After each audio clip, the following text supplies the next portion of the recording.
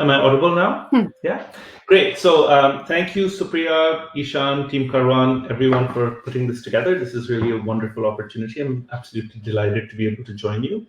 And I just wanted to sort of I wanted to offer some very scattered comments, drawing in part on what Professor Dhawan was saying, and try to relate them to some of the work that I've been doing recently, that I've sort of completed recently, that resulted in the publication of my book, called The King and the People, Sovereignty and Popular Politics in Mughal Delhi. So what I want to really talk about today is the question of money and commerce. Professor Dhawan has shown, in a sense, how Punjab already in the early 17th century, and as she sort of discussed today in particular, Punjab in the early 17th century is already beginning to display signs of a kind of rich commercial life. And so it's not really an accident that there are all of these spiritual guides and leaders, peers, and so forth, who are invested in the life of commerce, whether it is small-time commerce, humble work, or whether it is larger, more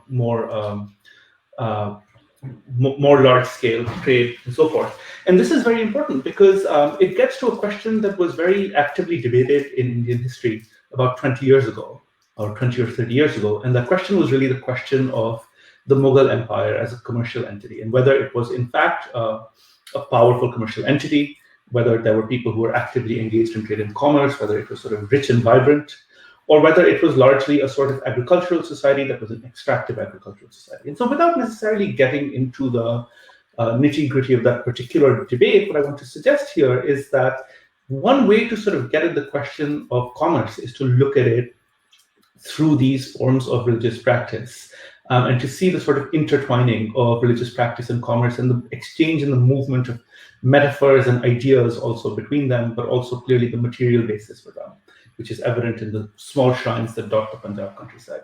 Now, my concern is with the city, has been recently, with the city of Delhi, which in a sense stands at the opposite end from the surrounding countryside, because it is really the largest Mughal city probably anywhere in the subcontinent in, let's say, the year 1700. And it's a major, I suggest it's a major sort of commercial hub and an important center in its own right.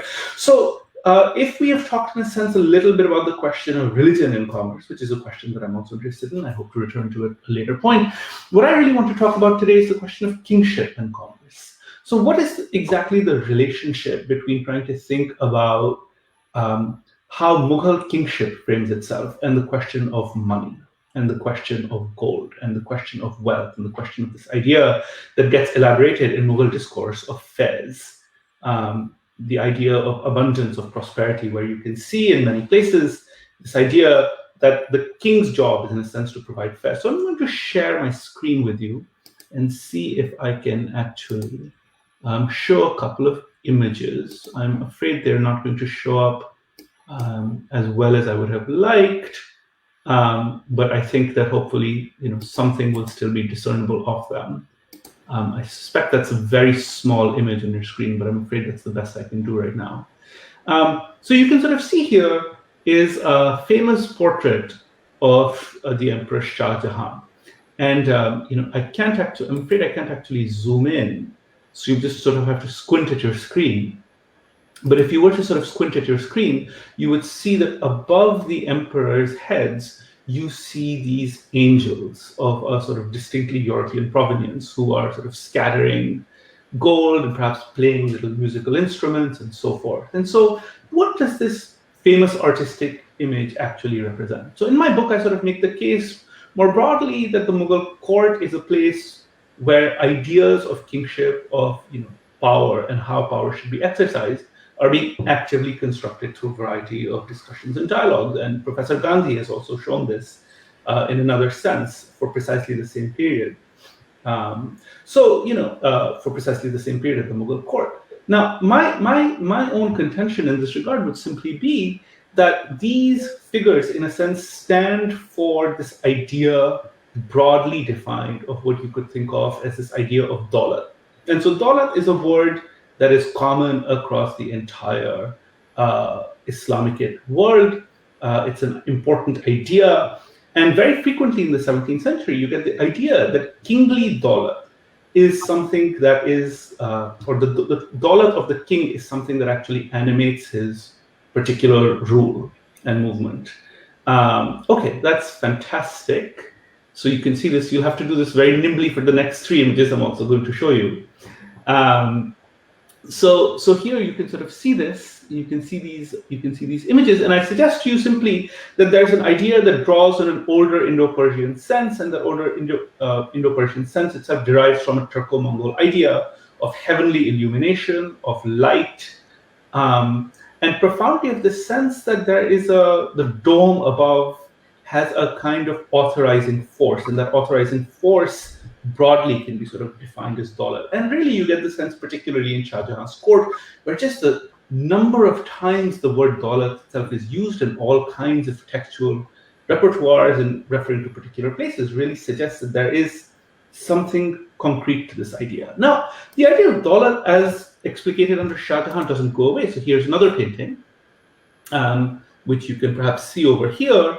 And this painting is a painting of the Emperor Bahadur Shah, the short-reigned Emperor Bahadur Shah. But what I kind of like about this painting, and again, I'm afraid it's going to be very hard to make out, is that you actually see both Khwaja Khizr presenting a kind of sword here. Khizr is obviously a very important figure in the Islamic tradition, but also there's a sort of like throne in the sky that's also visible. And so again, the idea that something comes from above that gives, that gives authorizing force to kingship is very much present across the Mughal court. So if that is the case, we're sort of left with a historical puzzle. And the historical puzzle is the following puzzle.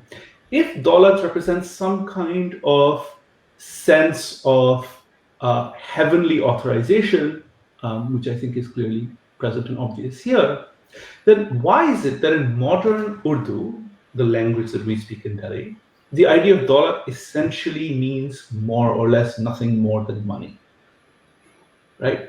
And I suspect, my claim, I think, is that in the early 18th and over the course of the 18th century, there's a kind of real transformation of the idea of daulat, where it becomes, so if you think of the semantic range, that is the range of meanings that daulat has, the idea of money is in a sense always present across the Indo-Islamic world. But in South Asia, over the course of the 18th century, it seems to me that daulat really, truly seems to move its meaning from some sort of heavenly authorization to the idea that money itself is something that is going to be the force that animates the right to rule.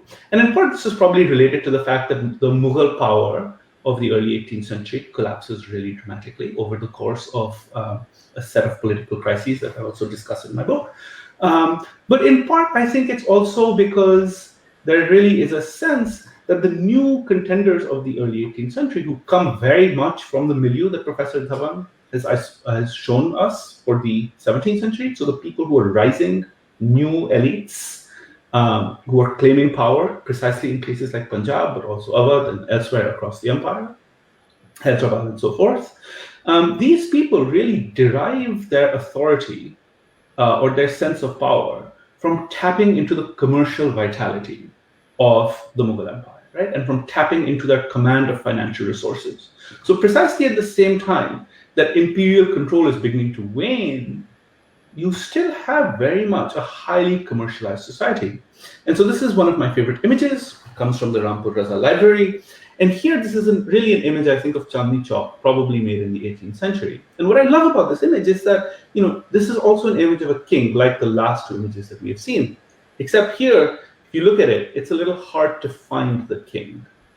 And that's not just because the image is very small on your screen. It's also because, the way that the landscape of the city itself is set up, you can see that the Emperor Muhammad Shah, who's sort of to the center right, is actually dwarfed by the hustle and the bustle of Chandni Chowk and all of the activities that are going on and all of the sale, the purchase, the entertainments, the people, the bheer bhar bhadka of the city, in a sense, has completely actually overwhelmed kingship. And so in a sense, it's sort of interesting that Shahjahanabad, the city of Delhi itself, was created by Shah Jahan to bring the virtues of abundance and fairs, and therefore money, in a sense, to his subjects. But by 70 or 80 years after that, we actually see that the commercial transformation of the empire has, in a sense, produced an environment where kingship itself falls, in a sense, in the snare of money. And I think that this is a really important transformation that continues to play out over the course of the 18th century, though it's beyond my abilities to identify it right now. But I'd like to close with an enigmatic verse that I found in a small manuscript at the Salar Jung Library in Hyderabad, which I think neatly encapsulates this particular transformation. And that verse, very simply, is this. It says, "Daulat talab as shikanja zar, birun naravad zibad shahi, uftad ba behere har se dunya, the dam e fulus hamchu mahi." And this is sort of like interesting and tricky word, because it seems to mean, literally it seems to say simply somebody who seeks daulat is not going to leave golden fetters, right? Because of the fetters of gold, is not going to transcend kingship.